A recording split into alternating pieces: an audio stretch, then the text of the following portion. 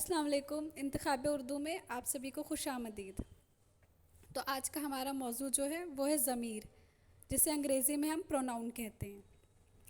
देखिए, ज़मीर उर्दू में ज़मीर के दो मतलब होते हैं। एक ज़मीर जो कॉन्शियस के लिए स्टैंड करता है और एक ज़मीर जिसको हम प्रोनाउन कहते हैं अंग्रेज़ी में। तो चलिए पढ़ते हैं कि ज़मीर क्या है।